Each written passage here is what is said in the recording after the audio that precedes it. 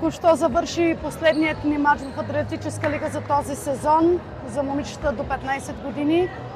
Изключително се радвам, че успяхме да вземем участие в този шампионат, който е изключително добре организиран, с много отбори, с конкуренция, с конкурентна среда, в която да израстваме всички.